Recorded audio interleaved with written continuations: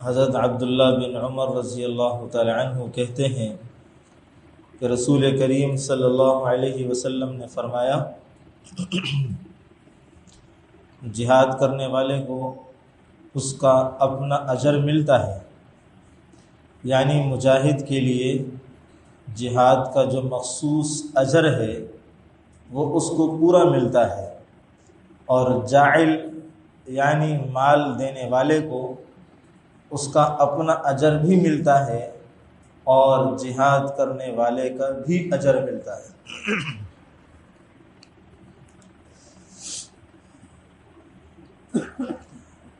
اس حدیث مبارکہ کے اندر دو باتیں ارشاد فرمائی ہیں۔ وہ شخص جو اللہ کے راستے میں جہاد کے لیے جائے تو لازمی سی بات ہے کہ وہ اپنی جان ہتھیلی پر رکھ کر کے اعلاء کلمت اللہ کے لیے گیا ہے، اور اس کے جان کے نذرانہ پیش کرنے سے ہی اسلام کی آبیاری ہے۔ اگر وہ شہید ہو جاتا ہے تو جہاد کرنے کا اور شہادت کا اس کو ثواب ملے گا۔ ایک شخص جہاد تو نہیں کرتا، مگر جو مجاہد بن کر کے جہاد کے لیے جا رہا ہے، اس کے پاس اخراجات نہیں ہیں، اس کی ضروریات کا انتظام کرتا ہے، اس کو جن جن چیزوں کی ضرورت ہے، کپڑے لتے، ضروریات، اسلحہ، تمام چیزیں خرید کر کے اس کے ساتھ مکمل طور پر مالی تعاون کرتا ہے، تو فرمایا کہ اس آدمی کو بھی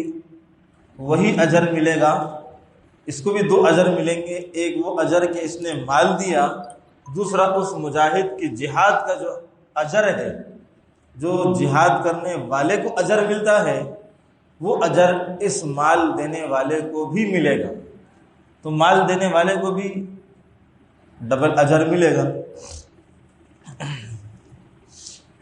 تو اس اعتبار سے اس دور میں، اس وقت میں، اس حالات میں ہمارے سامنے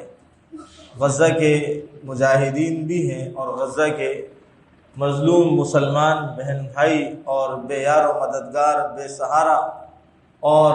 ظلم اور بربریت سے غم اور دکھوں کے مارے ہوئے ہمارے مسلمان بھائی بھی ہیں۔ تو ہر اعتبار سے مال خرچ کرنے میں اجر ہی اجر، ثواب ہی ثواب، اور ثواب بھی ڈبل ہے۔ تو اللہ نے دیا ہے اور دینے کے قابل بنایا ہے، تو اللہ کا احسان ہے۔ اپنے مال سے ہم خود نہیں جا سک رہے اور حالات ایسے نہیں ہیں، تو ہم اپنے مال سے کم از کم ان کے ساتھ تعاون کریں، مجاہدین کے ساتھ، وہاں کے مظلوم مسلمانوں کے ساتھ ہمدردی کر کے،